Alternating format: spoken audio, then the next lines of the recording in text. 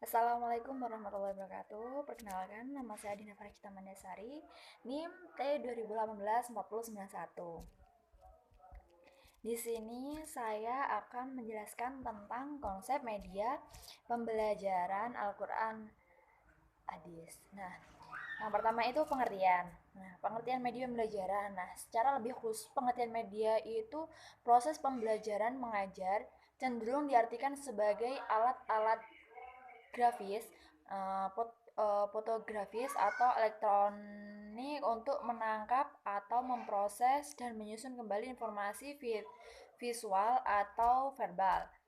Nah, kalau pengertian media pembelajaran menurut para ahli yang menurut Muhammad Ali mengemukakan bahwa media pembelajaran diartikan sebagai suatu yang dapat digunakan untuk menyalurkan pesan motivasi, pikiran, perasaan, perhatian siswa sehingga dapat mendorong peserta belajar.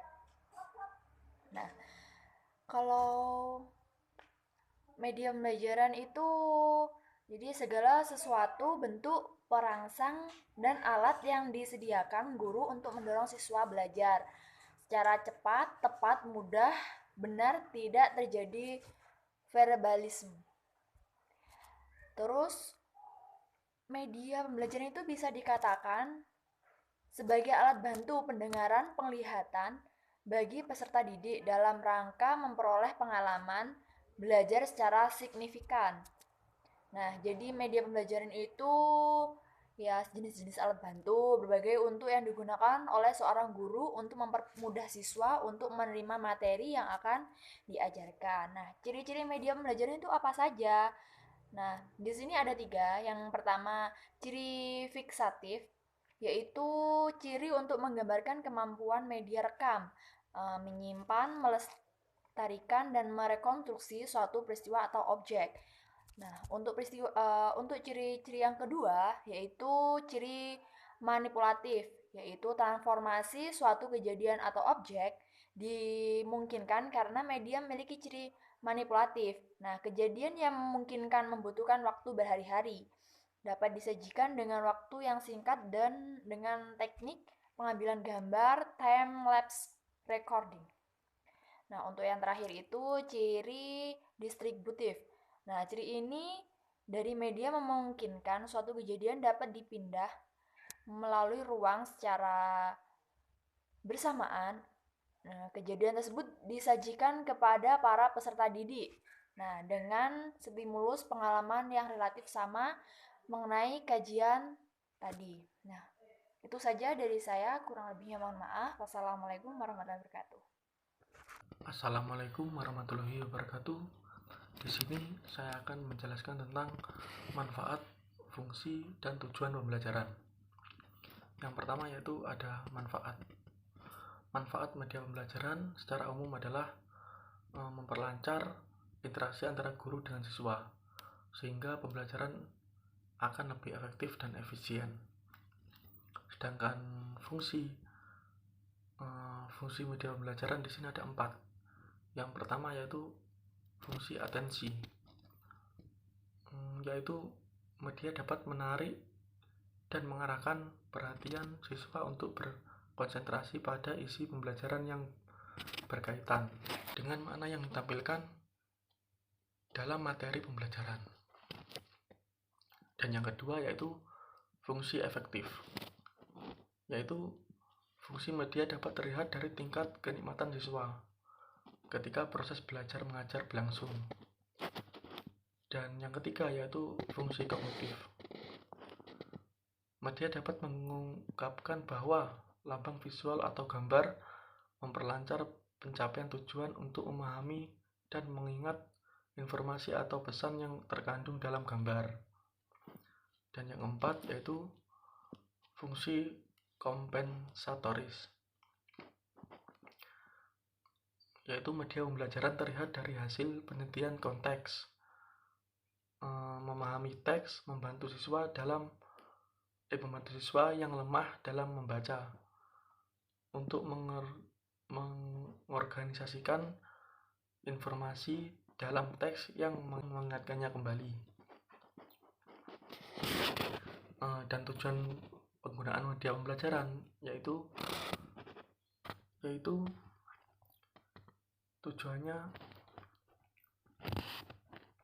secara umum bertujuan untuk memudahkan guru dalam menyampaikan pesan atau materi pembelajaran kepada siswa. Secara khususnya, media pembelajaran digunakan dengan tujuan yang pertama, memberikan pengalaman belajar yang berbeda dan bervariasi sehingga merangsang minat siswa untuk belajar. Dan yang kedua, menumbuhkan sikap keterampilan tertentu dalam bidang teknologi. Yang ketiga, menciptakan situasi belajar yang tak mudah dilupakan oleh siswa. Sekian dari saya. Wassalamualaikum warahmatullahi wabarakatuh. Perkenalkan, nama saya Indri Lutfiai Umami, NIM T20184121. Di sini saya akan menjelaskan tentang jenis-jenis media belajar. Nah, media yang telah dikenal dewasa ini tidak hanya terdiri dari 2 jenis, tetapi sudah lebih dari 1.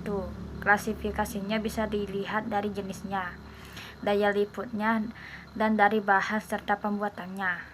Semua ini akan dijelaskan. Yang pertama, laboratorium multimedia (LBM). Yang kedua, LCD proyektor. Yang ketiga, internet. Nah, dari ketiga media di atas, menurut penulis dapat mewakili media audiovisual lainnya. Satu media dianggap mewakili semua. Ada berbagai jenis bahan audiovisual, mulai dari film strip, slide, bahan yang diproyeksikan, tape recording, dan flashcard di dunia digital saat ini. Alat bantu audiovisual telah tumbuh secara eksponensial dengan beberapa multimedia seperti DVD pendidikan, PowerPoint, serial pendidikan televisi YouTube, dan materi online lainnya.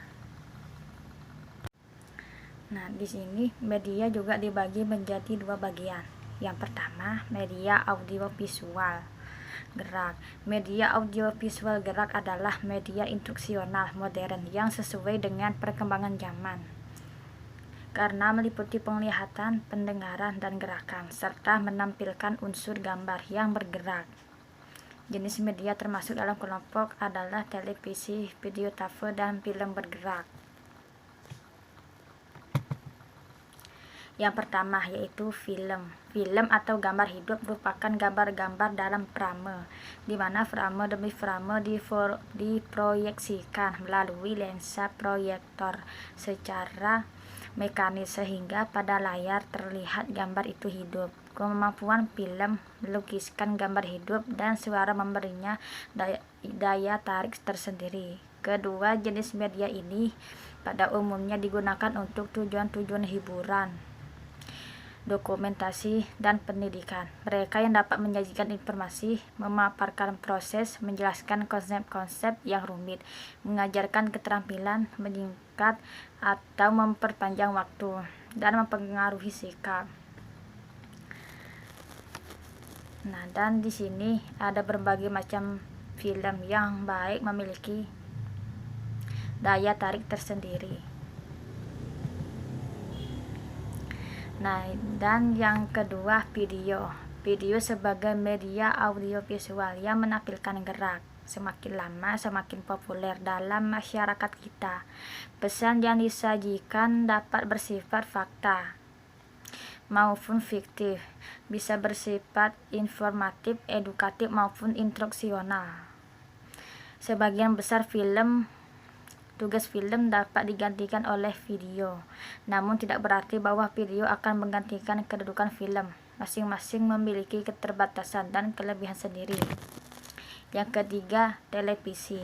Televisi ialah sistem elektronik yang mengirimkan gambar diam dan gambar hidup bersama suara melalui kabel dan ruang. Dewasa ini, televisi yang dimanfaatkan untuk keperluan pendidikan dengan mudah dapat dijangkau melalui siaran dari udara ke udara dan dapat dihubungkan melalui satelit. Televisi pendidikan ialah program video yang direncanakan untuk mencapai tujuan pengajaran tertentu tanpa melihat siapa yang menyiarkannya. Nah, dan di sini televisi memiliki ciri-ciri tersendiri. Nah, dan selanjutnya media komunikasi massa khususnya televisi berperan besar dalam hal interaksi budaya antar bangsa, karena dengan sistem penyiaran yang ada sekarang ini, wilayah jangkauan siarannya tidak ada masalah lagi. Meskipun demikian, bagaimanapun juga televisi hanya berperan sebagai alat, bukan merupakan tujuan kebijaksanaan komunikasi. Nah, karena itu televisi mempunyai fungsi. Yang pertama, sebagai alat komunikasi massa. Daerah jangkauan televisi di belahan bumi dimanapun sudah tidak menjadi masalah bagi media massa. Hal ini karena ada revolusi di bidang satelit. Komunikasi massa yang terjadi pada akhir-akhir ini sebagai akibat adanya sistem komunikasi yang canggih itu. Media massa televisi mampu membuka isolasi masyarakat tradisional yang sifatnya tertutup menjadi masyarakat yang terbuka. Nah, dan kedua, sebagai alat komunikasi pemerintah. Sebagai alat komunikasi pemerintah, televisi dalam pesan komunikasinya terhadap kondisi sosial budaya suatu bangsa. Assalamualaikum warahmatullahi wabarakatuh. Di sini saya Rani Syawalia, NIM T2018-4104, akan melanjutkan materi dari presentator yang sebelumnya. Di sini saya akan menjelaskan tentang hal-hal yang perlu dipertimbangkan dalam memilih media pembelajaran Al-Quran Hadis.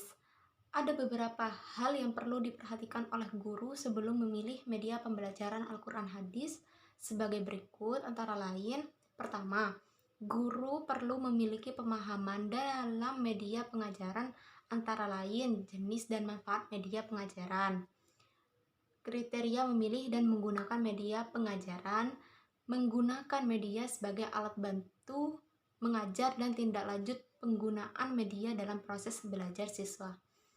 Yang kedua, guru terampil membuat media pengajaran sederhana untuk keperluan mengajar, terutama media 2 dimensi atau media grafis, dan beberapa media 3 dimensi dan media proyeksi.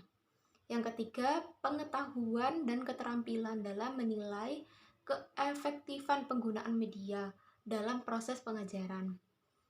Menilai keefektifan media pengajaran penting bagi seorang guru agar ia bisa menentukan apakah penggunaan media mutlak diperlukan atau tidak selalu diperlukan dalam pengajaran, sehubungan dengan prestasi belajar yang dicapai oleh siswa. Apabila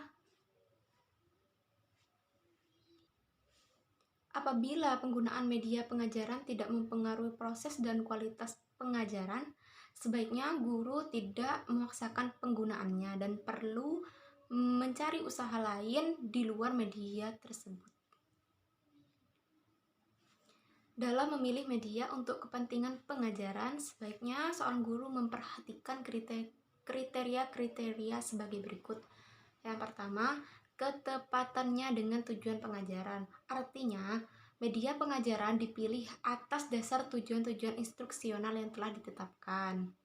Tujuan-tujuan instruksional yang berisikan unsur pemahaman, aplikasi, analisis, sintesis lebih memungkinkan digunakannya media pengajaran.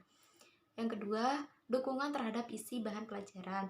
Artinya, bahan pelajaran yang sifatnya fakta, prinsip, konsep, dan generalisasi sangat memerlukan bantuan media agar lebih mudah dipahami oleh siswa. Yang ketiga, kemudahan memperoleh media. Artikulasi sangat memerlukan bantuan media agar lebih mudah dipahami oleh siswa. Yang ketiga, kemudahan memperoleh media. Artinya, media yang diperlukan mudah diperoleh, setidak-tidaknya mudah dibuat oleh guru pada waktu mengajar. Media grafis umumnya dapat dibuat guru tanpa biaya yang mahal di samping sederhana dan praktis penggunaannya. Contohnya, dalam media pembelajaran Al-Quran Hadis pada kelas bawah atau kelas dasar seperti kelas 1, 2, dan 3, itu guru bisa membawa media berupa poster huruf-huruf hijaiyah. Di situ medianya sangat mudah dibawa oleh guru dan sangat mudah untuk didapat di kota-kota besar dan beberapa desa mungkin ya. Mungkin bisa didapat oleh seorang guru untuk membawa media tersebut ke dalam kelas. Yang selanjutnya, keempat, keterampilan guru dalam menggunakannya. Apapun jenis media yang diperlukan, syarat utamanya adalah seorang guru dapat menggunakannya dalam proses pengajaran. Nilai dan manfaat yang diharapkan bukan pada medianya, tetapi dampak dari penggunaan oleh guru pada saat terjadinya interaksi belajar siswa dengan lingkungannya. Yang kelima, tersedia waktu untuk menggunakannya, sehingga media tersebut dapat bermanfaat bagi siswa selama pembelajaran berlangsung. Yang keenam, sesuai dengan taraf berpikir siswa. Pemilik media untuk pendidikan dan pengajaran harus sesuai dengan karakter berpikir siswa, sehingga makna yang terkandung di dalamnya dapat dipahami oleh para siswa menyajikan grafik yang berisi data dan angka atau proporsi dalam bentuk persen bagi siswa SD atau MI kelas-kelas rendah tidak ada manfaatnya. Mungkin lebih tepat dalam bentuk gambar atau poster. Demikian juga diagram yang menjelaskan alur hubungan suatu konsep atau prinsip hanya bisa dilakukan bagi siswa yang memiliki kadar berpikir yang tinggi. Dengan kriteria pemilihan media di atas, guru lebih mudah menggunakan media mana yang dianggap tepat untuk mempermudah tugas-tugasnya sebagai pengajar. Kehadiran media dalam proses pengajaran jangan dipaksakan sehingga mempersulit tugas guru, tetapi harus sebaliknya, yakni mempermudah guru dalam menjelaskan bahan pengajaran tersebut. Oleh sebab itu, media bukan keharusan tetapi sebagai pelengkap jika dipandang perlu untuk mempertinggi kualitas belajar dan mengajar di dalam kelas. Sekian presentasi dari saya, kurang lebihnya mohon maaf. Wassalamualaikum warahmatullahi wabarakatuh. Assalamualaikum warahmatullahi wabarakatuh. Perkenalkan, nama saya Farah Azizatul Zahro, NIM T 2018-4099. Di sini saya akan menjelaskan tentang karakteristik media pembelajaran Al-Quran Hadis. Yang pertama yaitu media grafis. Media grafis termasuk media visual diam. Sebagaimana halnya dengan media lain, media grafis mempunyai fungsi untuk menyalurkan pesan dari guru kepada siswanya. Media ini termasuk media yang relatif murah dan mudah dalam pendanaannya bila ditimbang dari segi biayanya. Macam-macam media grafis yaitu gambar atau foto, diagram, bagan, grafik, poster, media cetak, buku, dan lain sebagainya. Yang kedua yaitu gambar atau foto. Media grafis paling umum digunakan dalam pembelajaran karena merupakan bahasa yang umum dan dapat mudah dimengerti oleh peserta didik. Berikut kelebihan media foto yaitu yang pertama, sifatnya konkret, lebih realistik dibandingkan dengan verbal simbol. Yang kedua yaitu dapat memperjelas suatu masalah dalam bidang apa saja, baik untuk usia muda maupun tua. Yang ketiga yaitu murah harganya dan tidak memperluas peralatan khusus dalam penyampaiannya. Yang selanjutnya yaitu kelemahan media foto. Yang pertama yaitu gambar atau foto hanya menekankan pada persepsi indera mata atau hanya dapat dilihat saja. Yang kedua yaitu ukurannya sangat terbatas untuk kelompok besar. Yang ketiga yaitu tidak bisa menampilkan secara detail. Berikutnya yaitu diagram. Diagram merupakan gambar sederhana yang menggunakan garis-garis dan simbol-simbol secara garis besar dan menunjukkan hubungan antar komponen atau proses yang ada pada diagram tersebut.